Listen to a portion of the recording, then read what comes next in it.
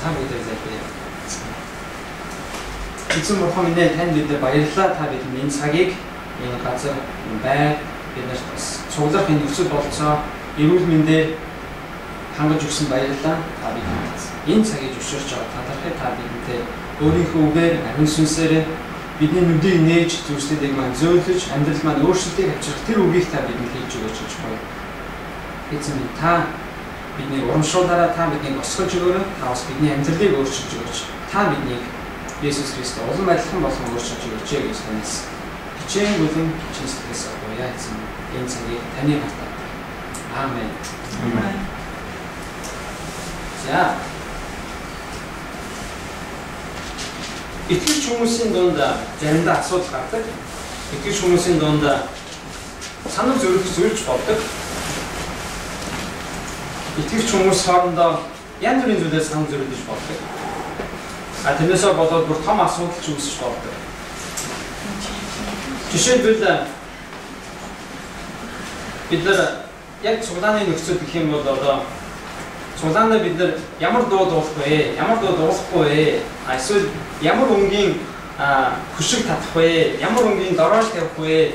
гэдэг жижиг асуудлаас ахуулаад яг мэдээж мартан дооны хувьд бол чухал асуудал да. Тийм жижиг материалын зүйлээс ахуулаад маш том зүйлдер ч гэсэн бид санал зөрүүлж болох юм.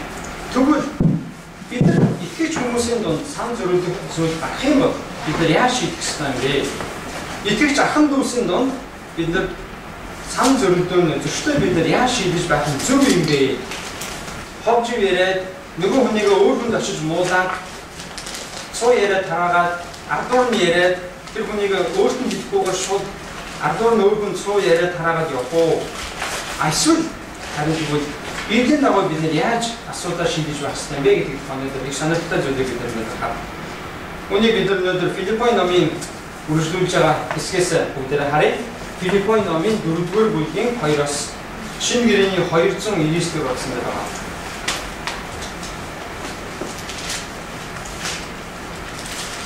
Шинэ гэрээний 299. Филиппой 4-р бүлгийн 2-оос 9-ийг за би уншия. Эзэн дотор санаа нэгтэй байгаарай гэж би Йодигаас хичээн бүлэн гуй. Мөн Сүнтүхэгээс хичээн бүлэн гуй. Тийм ээ, үнэн ч нөхөр минь чамаас гуй. Сайн мэдээний төлөө надтай болон Клем миний бусад хамтан зүтгэгчдийн хамт зүтгэсэн тэдгээр эмэгтэйчүүдэд туслаарай. Тэдний нэрс амийн номонд би эзний дотор үргэлж баярл. Би дахин хэлье. Баярлалтан та нарын төвчээр бүх хүмүүст мэдэгдэг. Эзэн ойрхон байна. Юунд ч бүр санаа зов. Харин альваа зүйл залбирлаараа болон гуйлтаараа талархалтайгаар хүсэлтэд Бурхан мэдүүл. Бүх оюун ухаанаас дээгүүрх Бурханы амар тайван нь Христ Есүс дотор хааны зүрх бодлыг тань хамгаалнаа. Эцэст нь ах トゥ нараа юун үнэн, юун хүндэтгэлтэй, юун зөв, юун цэвэр ариун, юун сайхан, юун сайшаалтай байна. Хэрв альва сайн үйл байгаа бол хэрв магтууштай ямар нэг юм байгаа бол тэдгээр юмсыг бодож санацгаа. Та нар надаас суралцсан, хүлээн авсан, сонссон, харсан зүйлээр ажил хэрэг болно. Амар тайвны Бурхан хамттай хамт байх болно. Энд хоёрдугаар ишлэлээр байгаа Йодия, Сүнтүх гэдэг хоёр эмэгтэй хоорондоо санал зөрүүлсэн байна. Энэ хоёр эмэгтэйгийн яг юунд дээр санал зөрүүлснийг бид нар хэлж мэдэхгүй. Гэхдээ энэ хоёр эмэгтэй хоорондоо ямар ч байсан санал зөрүүлсэн зөрчилдөө гарсан байна гэдгийг Паул сонссон байна. Тэгээд энэ хоёр эмэгтэйг хоёр эзэн дотор санал нийлээч. Эзэн дотор хоёр эвлэрээрээ гэж хичээн бүлэн гуйж байгаа Паул. Энэ хоёр эмэгтэй магадгүй Филиппой чуулганы дунд нөлөө бүхий тодорхой үүрэг хариуцлагатай хүмүүс байсан байж магадгүй. Энэ хоёрын асуудлыг бүр тэднэр бичиж байгаа захиан дээр хүртэл бүр нэрээр нь дурдж хэлж байгаа нь тэр асуудлыг магадгүй бүх хүмүүс мэдчихсэн байсан учраас Паул тэднэрт нийлээ Сүнтүх Йодия хоёроо хоёр эзэн дотор эвлэрээч гэж хүчээр гойж байна. А бүр тэрч байтгаа энэ захлыг хүлээж авч байгаа бүр тэр хүнд хүртэлтэй. Тийм ээ үнэн ш нөхөр минь чамаас бас би ой энэ эмэгтэйчүүдэд туслаарай гэж хэлсэн байна. Тэгвэл үнэхээр итгэж энэ хүмүүс маань хоёулаа итгэж хүмүүс. Нэг цуглаанд явж байгаа хүмүүс. Нэг цуглааны дотор нэг цуглаанд явж байгаа хүмүүсийн дунд асуудал санал зөрөлдөө гарах юм бол яагарэ гэж Паул загсан байна гэж зүмээр нэлээд үнцгий харъя. Энэ хоёрын асуудал нь энэ хоёрыг хоёр тийш нь болох асуудал биш харин эвлэрч болох асуудал байсан гэдэг нь харж байгаа. Хэрвээ эвлэрч болохооргүй асуудал байсан бол та эвлэрээрэй гэж Паул хэлэхгүй байсан. Санал нийлээ эвлэрээ зогцоо зөрчилдсөд тохирч болох тийм асуудал байсан учраас Паул загж байгаа юм да. Хэрвээ үнэхээр чухал юм одоо жишээлбэл Христийн тухай, Библийн тухай, теологийн тийм ач холбогдолтой одоо маш суур асуудал байсан бол Паул энэ дээр тэрийг ил гаргаад за энэ нь буруу байна, энэ нь зөв байна гэж Паул хэлэх байсан баг. Харин жишээлбэл тиймэрхүү асуудлуудыг Паул дандаа өөр захидлуудаас бид харж байгаа. Паул хотлоо буруу сургаал номж байгаа хүмүүсийн асуудлуудыг ил гаргаж ирээд за энэ нь буруу байна, та нар ингэж юм болохгүй байна, та нар энийг гэдэгт дагаарай, ингэсэн хүмүүс байгаа шүү гэж Паул хэлж байна. Харин энэ тгийгүйгээс бодоход энэ хоёрын асуудал маань зөвшөлдөж болохоор үзэл бодлын ялгаа байсан болов уу гэж үзэж байна. Тэгвэл энэ хоёрыг Паул яагаад хоёр зөвшөлдсөөч эвлэрээч гэж гуйж байгаа юм бэ гэвэл энэ хэлэхдээ энэ хоёр эмэгтэй хоёулаа сайн мэдээний төлөө надтай хамт үйлчилж байсан, надтай хамт зүтгэжсэн хүмүүс гэж хэлж байгаа. Нэгэсэндээ нэг зорилгын төлөө явж исэн хүмүүс. Өөрөөр нь хоёулаа Паултай мөр зэрэгцээд сайн мэдээний төлөө зүтгэжсэн байна. Дараа нь бас энэ хоёулаа Христийн дотор ахан дүүс болсон, эгч дүүс болсон хүмүүс. Нэгэсэндээ нэг эзэнд итгэдэг эгч дүүс хүмүүс. Нэг эзэнтэй хүмүүс. Бүр сүүлд нь хэлэхдээ энэ хүмүүсийн нэрсэн амийн номонд бичигдсэн байгаа гэж Паул хэлж байгаа. Тэгвэл нэг эзэнд итгэдэг адилхан нэр нь амийн номонд бичигдсэн бас Христийн сайн мэдээний төлөө хамтран зүтгэж байсан учраас тоо хоёр эвлэрээч гэж Паул энд гуйж байгаа. Хичээнгүй гуйж байгаа. Тэгвэл бид нар эндээс харахад хэрвээ итгэж хүмүүсийн донд ямар зүрийн асуудал санал зөрөлдөх зөрчилдөөн гарах юм бол хамгийн түрүүнд бид нар эзний дотор хэн болсон гэлээ гэдгийг санах хэрэгтэй. Бид нар эзний дотор ахан дүүс шүү дээ. Эзний дотор бид нар нэг эзэнд итгэдэг хүмүүс. Бид нар нэг бурханы төлөө явж байгаа. Нэг бурханы сайн мэдээний төлөө хамтран зүтгэж байгаа хүмүүс ээ. Тэрнээс бид нар хоёр өөр бурханд итгэдэг юм уу? Хоёр өөр үзэлтэй хүмүүс биш ээ. Бид нар нэг эзний хүмүүс гэдгийг бид хамгийн түрүүнд санаж байх юм бол тухайн асуудлыг шийдэхэд хамгийн том боломж нэг. Нэг ёсондоо бид нар зөрчилдөө санал бодлын ялгаа гарах юм бол бидний ялгаа юу вэ гэж харахаас өмнө бидний нэгдвэл зүйл маань юу вэ нэ? Бидний нийлүүлж байгаа зүйл маань юу вэ гэдгийг хамгийн түрүүнд харах юм бол асуудлыг шийдэх үйл хаалгаа бид нар олоход арай боломжтой. Бидний нэгтгэж байгаа зүйл маань юу вэ? Христ бидний нэгтгэж байна. Бид нар нэг сайн мэдээний төлөө явж байна. Бид нар хоёр өөр зүйлийн төлөө яваагүй. Бид нар ертөнцийг үзэх нэг ёсондоо үнслээрээ бид нэгдвэл байгаа гэж харж байна. Яг ийм учраас л бас шинэ гэрэн дээр хэлдэг. Итгэгч хүн, итгэгч бус хүнтэй битгий суугаарай. Яагаад гэвэл энэ хоёр хүн чинь хоёулаа өөр ертөнцийг харж байгаа. Ертөнцийн үзэг үзэл нь хоёулаа өөр. Итгэгч хүн бол Бурхны нүдээр Бурхны зүрхсэглэлээр тэнд ертөнцийг харж байна. Харин итгэдэггүй хүн бол ертөнцийг шал өөр нүдээр харж байгаа. Тэгвэл энэ хоёр хүн хоорондоо нийлж амьдрын гэдэг бол маш хэцүү. Байнга асуудалтай болно. За санхүү мөнгөн дээрээс авахудаад мөнгөө яаж зарцуулах гэдгээс авахудаад итгэгч хүн нэг байдлаар зарцуулъя гэж хүснэ. Итгэдэггүй хүн өөр нэг байдлаар мөнгөө зарцуулъя гэж хүснэ. Цагаа гэр бүлийнхаа цагийг шигсэн. Нэг нь би Библиар уншиж би эзний улмыг таньж мэдээ гэсэн хүслээр оргилсон эзэнд би цагаа зориулъя. Би сүм цуглаанд явъя гэж хүсэж байхад итгэдэггүй хүн бол тэр хүслийг нэг тэгж дараа дэмжиж байхгүй. Тэр нь бараг дургуутчилж бас болно. Тиймэрхүү ийм практик маш олон асуудал гарч ирэх учраас энэ зөвхөн маш энгийн шалтгаанууд байна. Энэ бүнэт бүр цаашдаа харанхуй гэрэл хоёрыг нийлүүлж болохгүйтэй адилхан итгэгч хүнийг итгэгч биш хүнтэй битгий суугаарай гэж хэлдэг. Яг энэтэй адилхан. Тэгвэл яг бид нар энэ дээр асуудал зөрчилдөөн гарах юм бол бид нар хамгийн түрүүнд бидний нэгтгэж байгаа зүйл маань юу вэ? Бидний итгэл бид хоёрыг хэвээ нэгтгэж байгаа бол тэндээс бид нар гарах арга замыг олох нь илүү амархан болно. Тань итгэлийн хин нэгэн ахын дүүстэй ямар нэгэн зөрчилдөөн танд одоо байгаа юм уу?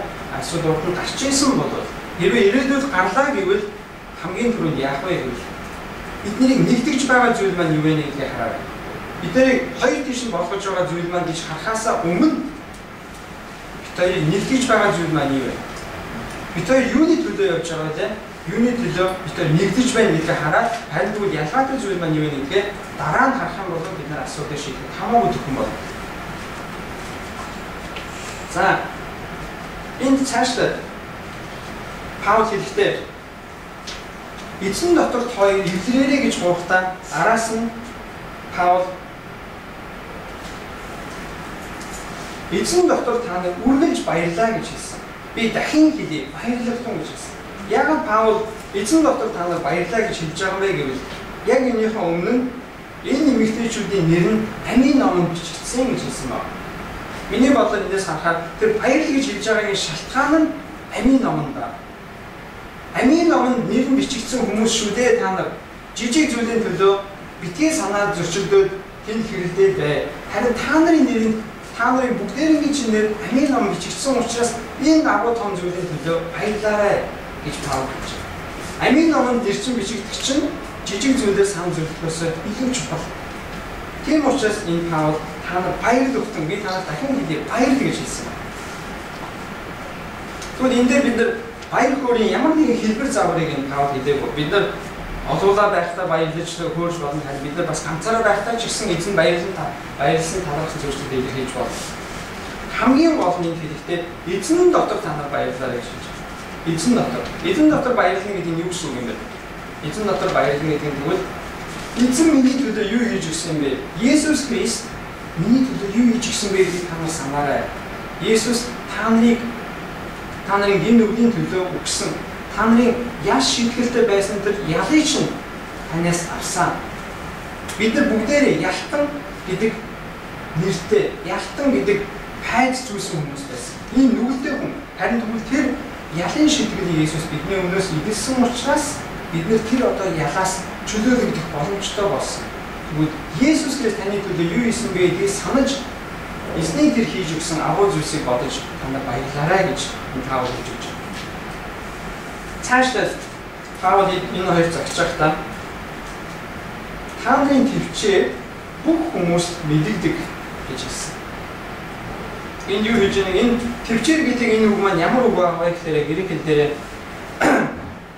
нэг нэгэндээ хүлээцтэй төвчээртэй ханд өөрийнхөө эрх үзэл бодол одоо өөрийнхөө дадсан зүйлээ шахаж шаардахгүй бусдад төвчээртэй зай тавьж өгнө гэсэн утгатай байна.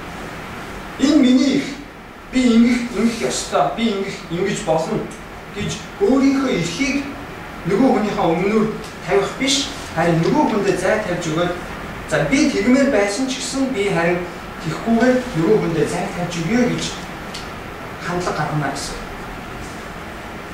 Тийм байдлаа та нар бусдын өмнө харуулаарай гэж Паул загч байгаа. Тэгэхээр энэ та нар бусдын өмнө төвчээртэй байгаарай гэдэг зүйлийг яг тэр хоёр эмэгтэйчүүд бас хэлж байгаа юм шиг байна. Паул. Та нар энэ бол миний үзэл бодол. Энэ би тэгж бодож байна. Би тэгэх ёстой. Би ингэх ёстой гэж өөрийнхөө эрх дарахыг, өөрийнхөө үзэл бодлыг бусдын өмнө битгий тавь. Тань тийм эрхэн байсан ч гэсэн харин та бусдад хүлээцтэй хандаарай гэж Паул хэлж байгаа. 14-р эшлэлдээ Паул 3-р бүлэг дээр хэлсэн.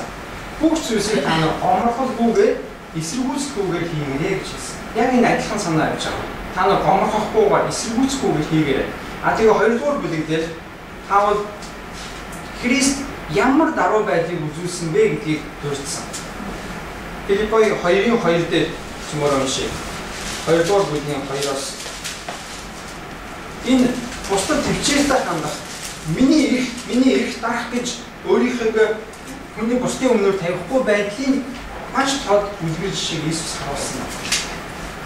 Цөмөр уншия. Филиппийн 2:2-оос. Христ та нар адил сэтгэж, адил хайртай байж, сэтгэлээрээ нэгдэн, нэгэн бодолтой байж намайг бүхцэл баярлуул. Юу ч өрсөлдөх сэтгэлээр эсвэл бардам зангаар бүхий харин даруухнаар бие биенийгээ өөрөөсөө дээр гэж үзэн хүн бүр зөвхөн хувийн ашиг сонирхлыг бус харин бусдын ашиг сонирхлыг хар. Өөр хоорондоо Христ Есүс байсан тийм бодолтой бай. Тэрээр хэдийгээр Бурхны мөн чанараар оршин байсан боловч Бурхантай тэгш байх явдлыг өөртөө хадгалах зүйл гэж үзсэнгүй. Харин өөрийгөө хоосож, боолын нүрийг авч хүнтэй адил болжээ. Хүн төрхийг олсон тэрээр үгэлдэж төдийгүй загалмайн үгэлдэж хүртэл дуулууртай байснараа өөрийгөө гаруй болгов. Та нарын нэг нэгнтэй хүлээцтэй, нэг нэгнтэй төвчээртэй хандаж байгаа байдлыг чинь Есүс Христ ингэж харуулсан шүү гэж түрүү хэлсэн. Тэгвэл яг адилхан санааг энэ Паул илэрхийлж байгаа. Та нар биеиндээ төвчээртэй, биеийнхээ өмнө хүлээцтэй байдлыг чинь бүх хүмүүс харах болтугай. Бүх хүмүүсийн өмнө та нар үнийг ил болгоо. Биеиндээ төвчээртэй, хүлээцтэй хандаарай гэж байна. Тэгэхээр яг энэ хэлж байгаа зүйл маань яг энэ хоёрын нөгөө хоёр эмэгтэй хооронд гарсан асуудалтай шууд холбоотой болж байна. Хэрвээ бид санал зөрчилдөж байгаа зүйл дээр би тэгж бодож байна, энэ миний их би тэгэх ёстой гэж байх юм бол хоёртаа хоёулаа тэгээд хизээш эвдэрэл төгөхгүй хизээш зөвшөөрдөөс гэж. Харин за миний үзэл бодол тийм байл. Гэхдээ би нөгөө хүн зай тавьж өгье, нөгөө хүн би боломж өгье гэж хэлэх юм бол харин ойлголцол хүрч болно. Гэр бүлийн харьцаан дээр ч гэсэн адилхан. Эхнэр нөхрийн хувьд. Одоо нэг эхнэр нь болохоор цонхоо онгоолгоод их жоохон сэрүүхэн байх хэрэгтэй юм байж болно. Гэтэл нөхөр нь болохоор цонхоо ерөөсөө онгоолгох дурггүй. Зүгээр би битүү байлгаад дулаахан сайхан байх хэрэгтэй. Тэгвэл яаж зохицох вэ? Би цонхоо онгоолгоно гэж нэгэн зүтгээд авах уу? Би цонхоо хаана гэж нэгэн зүтгээд авах уу? Энэ бол хамгийн энгийн жишээ байна. Тэгвэл нөгөө хүндээ зай тавьж өгөөд, нөгөө хүндээ боломж өгөөд за миний эрх нь надад байна. Гэхдээ би миний эрхгээд би зүтгэхгүй. Нөгөө хүндээ би зай тавьж хүлээцтэй хандъя.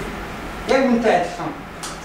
Одоо гэрээ цэвэрхэн байхгүй гэдэг. Одоо гэр бүлийн асуудлыг ялангуяа ийм хүмүүс хүсэл бодлын ялгаанд маш их гарч ирдэг. Тэгвэл яг үнтэй адилхан итгэж хүмүүсийн донд ч гэсэн бид нар цуглааны нөхцөл бас янз бүрийн жижиг зүйлээр ялгаанууд гарч иж болно. Тэр бол теологийн цөөр асуудал биш. Тэ Есүс Христийг Бурхан гэж үзэхгүй гэдэг тийм том суур асуудал биш. Тэрэн дээр нийлж байгаа боловч харин жижиг зүйлээр хэрэг зүрх юм бол бид нар за яг вэ би тэмж үзэж байгаа боловч гэхдээ нөгөө хүн бид нар сулааныхаа байранд бид нар улаан дорож тавихыг яг вэ гэж зөвшөөрөө. Би дургуйч гэсэн тэр өнгөн дургуйч гэсэн яг улаан дорож зүгээрээ. За би хөөх хөшиг тавихад би зөвшөөрөө ч гэдэг юм уу. Эсвэл би модон эндэр тавихад би зөвшөөрөө. Эсвэл бид нар пластик тийм эндэр тавиач гэдэг юм. Тийм үгүй жижиг зүйлээр бид нар биеиндээ хүлээстэй хандах юм бол асуудал шийдэх боломжтой. Цааш нь Паул хэлэхдээ та нарын энэ төвчээртэй байдал чинь бусны өмнө ил байгээ гэж хэлсэн. Тэгээд цааш нь 4-ийн 5-ын төгсгөлд эзэн ойрхон байна гэж хэлсэн. Эзэн ойрхон байна гэдэг нь тэгвэл юу гэсэн үг вэ гэвэл нэгдүгээрт нь эзний эргэж ирэх энэ дэлхий дээр эргэж ирэх цаг хугацаа бол ойрхон байна. Эзэн эргэж маш удахгүй эргэж ирнэ гэдэг ойлголт гэдэг өгүүлбэр энэ нэг шинэ гэрээнд зөндөө байна. Нэгдүгээрт ийм утгатай. Хоёрдугаарт нь Есүс Христ сүнсээрээ та нартай бас ойрхон байгаа.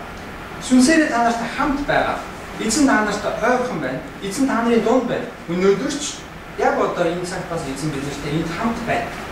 Тэгвэл эзэн та нартай хамт байгаа учраас бас бид нар зөвшөөрлөд хүрэх боломжтой гэсэн. Бид нар эвдрэл хүрэх боломжтой гэсэн. Нөгөө талаасаа бас бидний энэ дэлхий дээр байх хугацаа маань тэтгэл рүү богинохон учраас жижиг зүйлээр биш харин том зүйлээр анхаарлаа тавьж, чухал зүйлээр бид нар анхаарлаа тавьж та нар яваач гэж Паул санаа хэлж байна гэсэн. Жижиг зүйлээр бид та нар санал зөрөлдөө. Чухал зүйлээр та нар цагаа өнгөрөв. Тэтгэл рүү бидний энэ дэлхий дээр өнгөрөх цаг хугацаа хоромхон зур өнгөрнө. Тэр цаг хугацааг та нар битгий дэмий зүйл дээр өнгөрүүлээ. Чухал гол зүйл дээр анхаа. Тэгээд цааш нь Паул хэлэхдээ 6 дугаар эшлэлдээ юунд ч бүү санаа зов гэж хэлсэн. Юунд ч бүү санаа зов. Харин аливаа зүйл залбирлаараа болон гуйлтаараа талархалтаараа хүсэлтэд Бурханд мэдүүлэх.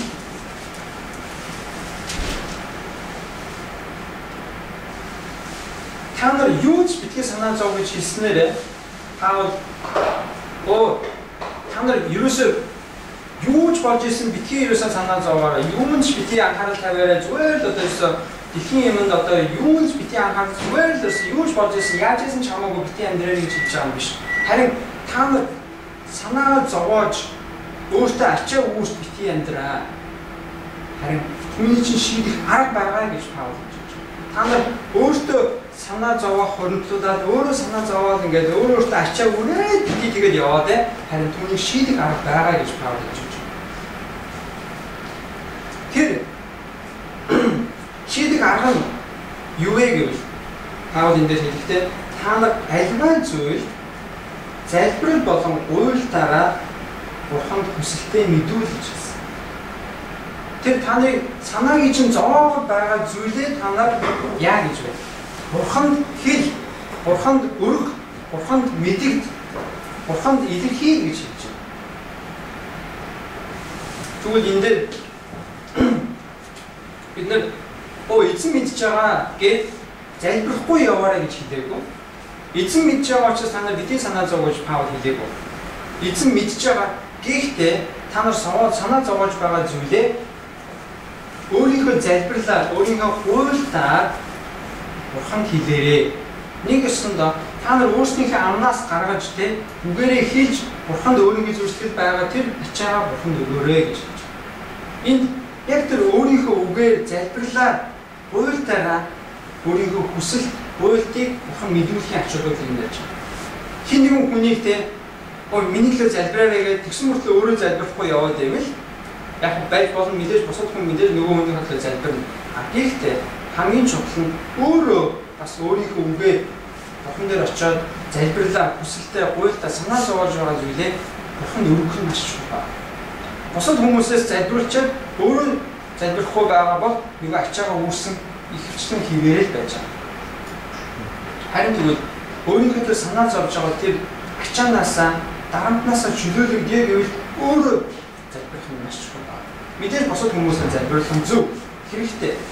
Тэнд Бурхан бидний залбирлыг сонсно. Гэхдээ бас хүн өөрөө санаа зовж байгаа зүйлээ хандлах, өөрөө өөрийнхөө амаар үгээрээ Бурханд очиж залбирх нь маш чухал.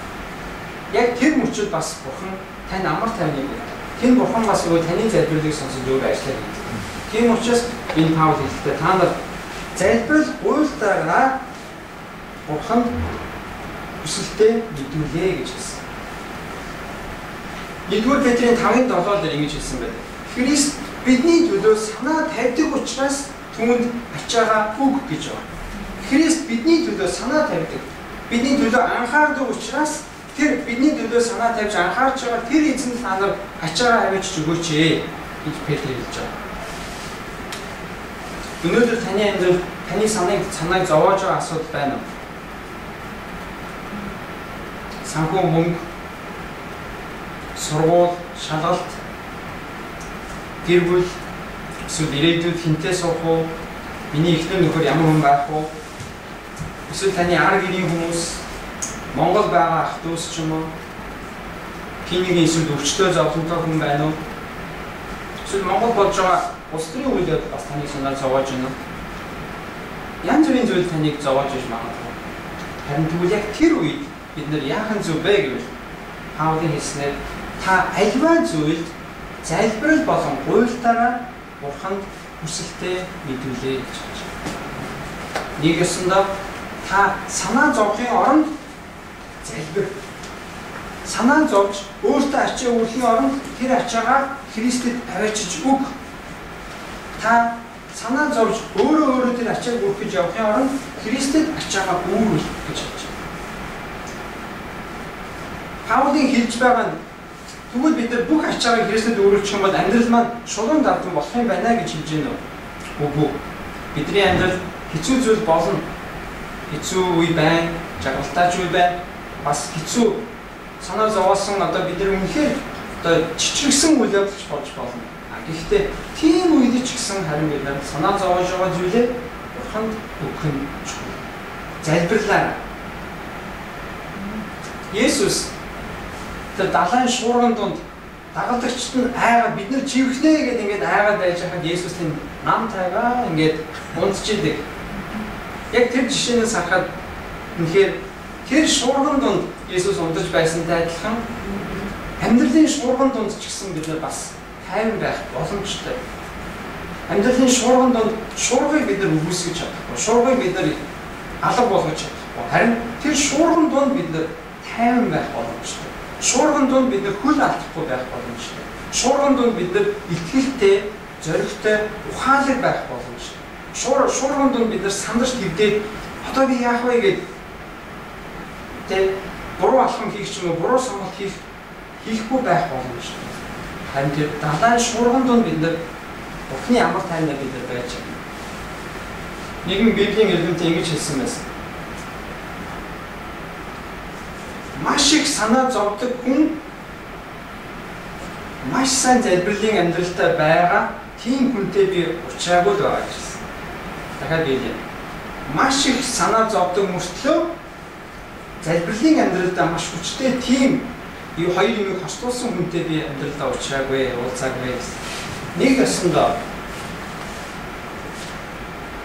залбирлын амьдралдаа хүчтэй болов тийм их санаа зовдөг байхгүй гэсэн. Харин маш их санаа зовдөг болов залбирлын амьдрал нөгөө талдаа их хүчгүй сул байна гэсэн. Харин тэгвэл бид нар залбиралтаа бид нар хүчтэй, залбиралтаа бид нар бүх зүйлээ Бурханд өргөдөг, бүх зүйлээ бид нар Бурханд өргөж чаддаг, залбирдаг байвал бид нар ах санаа зовно гэсэн. Тэгвэл 7 дугаар ишлэлдээ тэгэж бид нар бүх залбирлаа хүсэлтэй уйлдаа Бурханд мэдүүлэх юм бол ямар үр дүнд хүрэх вэ гэдгийг 7 дугаар ишлэлдээ хэлж байна. Тэгвэл бүх оюун ухаанаас дээгүүр Бурхны амар тайван нь Христ Есүс дотор таны зүрх бодлыг тань хамгаална гэж. Бид нар тэр залбирлаа, тэр уйлдаа Бурханд өргөж, Бурхан тэр ачаагаа өгөх юм бол бүх оюун ухаанаас дээгүүр Бурхны амар тайван нь таны зүрх бодлыг хамгаална гэж. Энэ оюун бодлоос бүх оюун ухаанаас дээгүүр гэж юу яриад байна гэдэг юм. Энэ үг нь хүний үзэл бодол, ойлголт, тайлбар, мэдлэгээс хол давсан тэр амар тайвныг ярьж байгаа. Нэг өсөндөө хүн өөрөө үгээрээ тайлбарлаад илэрхийлж чадхааргүй тийм амар тайван. Ойлгохын яагаад юм болчихоо гэж хэлж чадхааргүй тайлбарлахын аргагүй тийм амар тайван гэсэн. Тийм хүний ухаанаар ингэж бий болгож чадхааргүй тийм амар тайван гэсэн. Тийм амар тайвныг Бурхан таны санаа зовнилтын оронд танд өгч чадна. Тэр амар тайван нь таны сүнсийг, таны санаа бодлыг хамгаална. Таны зүрх бодлыг. Тэр манай ихнэр Янжигийн эмэгтэй дүүн анх эзэн дээр ирсэн гэр бүлээсээ тэгээд эзэн дээр ирэхэд нь одоо мэдээж Янжигийн дүү ирээ гэдэг байсан. Тэр ирээгийн амьдралынхаа өөрчлөлт жишээ нь маш их хэлхэц болсон гэр бүл. Гэхдээ харин эзэнд итгээд тийм олон жил болоогүй байж байгаа харин бас гарсан. Мэдээж тийм залуухан насн дээр 20 эдхэн настай дээр энэ хорвоог охин гэдэг бол ард үлдэж байгаа гэр бүлийнхэн хүндэд маш хэцүү юм. Тэр үед гэр бүлийнхэн яагаад гэдэг асуултыг маш олноор тавьж болох гэсэн. Яагаад ийм зүйл болж байгаа? Яагаад танд итгэдэг хүүхэд яагаад ийм залуу насн дээр ингэж өнгөрчөө? Яагаад гэдэг асуултыг гэр бүлийнхэн тавьж болох гэсэн. Гэхдээ харин тэр үед Янжигийн гэр бүл маань үдээр эзэнд итгэдэг болчихсон байсан. Гэхдээ тэр үед гэр бүл нь үгээр хэлж чадхааргүй амар тайван байсан гэж. Гэхдээ тэр дунд ч гэсэн тийм олон асуудлын дунд ч гэсэн маш тайван байж чадсан гэдэг. Маш олон хүмүүс мэдээж тэр Янжигийн гэр бүлийн төлөө залбирч ирсэн тэр үед. Гэхдээ энэ бүхэн донд үгээр хэлж чадхааргүй, тайлбарлаж чадхааргүй тийм амар тайван байсан гэж байна. гэж хэлж байгаа. Тэгвэл бид нар бас энэ Бурхан биднэр залбирлаа өргөх юм бол Бурханы амар тайван бидний зүрхийг зүрх сэтгэлийг хамгаална гэж хэлсэн.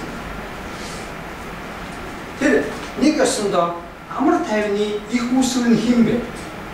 Амар тайвны тэр үгээр хэлэлцэж чадахгүй, хүний ухаанаар тайлбарж, хүний ухаанаар бий болгож чадахгүй тэр амар тайвныг хэн өгдөг вэ? Зөвхөн Бурхан л өгдөг.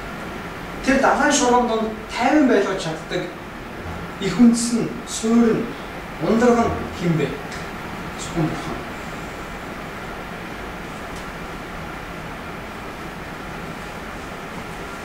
Бурхан тэр амар тайван нь бидний та нарын зүрх бодлыг чинь хамгаална гэж хэлсэн. Тэгвэл бидний зүрхээ хамгаалахын бас чухлыг юм гэж байна. Хэрвээ бид нар зүрх сэтгэлээ хамгаалахгүй бол бид нар зүрх сэтгэл маань янз бүрийн санаа зовнилтоор дүүрэн, янз бүрийн ачаага дарамтаар дүүрэн байх юм бол бидний амьдралаас тэр юу орж иж чинь тэрүүгээрээ гарч ийн. Яг тийм учраас цааш нь энэ 8-р эшлэлдэр Паул үйлдэлээд хэлсэн байна. Эцэст нь ах トゥ нараа юу нь үнэн, юу нь хүндэтгэлтэй, юу нь зөв, юу нь цэвэр ариун, юу нь сайхан, юу нь сайшаалтай байна. Хэрв альва сайн үйл байгаа бол, хэрв магтууштай ямар нэг юм байгаа бол тэдгээр юмсыг бодож санацгаа. Та нар оюун бодлоо зүрх сэтгэлээ юу нь үнэн, зөв, шударга, сайн сайхан, магтууштай тийм зүйлсээр та нар зүрх сэтгэлээ дүүргээрэй. Тэгэх юм бол таны амьдралаас тийм сайхан зүйлс урсан гарна. Харин та амьдралаа санаа зовнилтоор түгшүүрээр дүүргэх юм бол таны амьдралаас айц түгшүүрэл гарч ирнэ.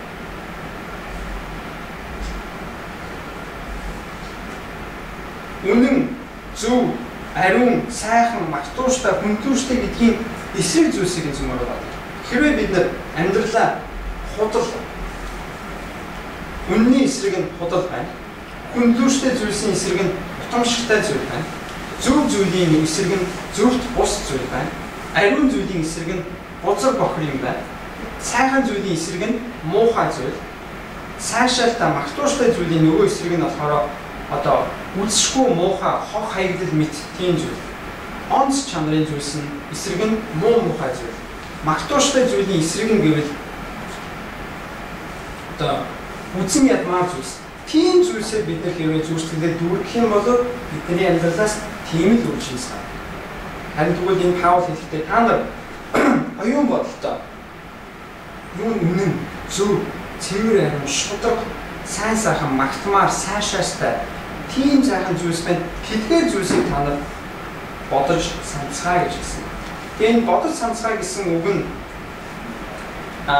математикийн нэр томьёонд хэрэглэгддэг үг юм байна л да. Тэрний үгс үг гэхээр тооц, авч үз, харгалз гэсэн утгатай тийм. Одоо жишээлбэл бид нар ямар нэгэн за би одоо нэг тооцоо хийж байхдаа тэн за би энэ дансанд ийм байгаа, энэ дансанд ийм байгаа, энэ дансанд ийм байгаа гэж тооцоо хийхдээ данс болгон дээр байгаа үлдгэлийг тооцоор нийлүүлээд харуулж авч үзэх ёстойтой адилхан. Тэгвэл бид нэр өөрсдийнхөө оюун бодолтой за Бурхны сайн сайхан зүйл нь юу байна? Үнэн зүйл нь юу байна? Сайхан магтууштай зүйл нь юу байна гэдгийг та нар бүр зориуд бүр бодож, тунгааж, тооцож, харгалзаж авч үзээрэй. Ийм зүйлсээ та нар оюун бодлоо төвлөрүүлээрэй гэж хэлж байна. Эргээгээд нөгөө хоёр эмэгтэйг та нар хоорондоо эвлэрээрэй гэж хэлсэн байгаа тийм. Та нар эвлэрээч гэж гуйсан.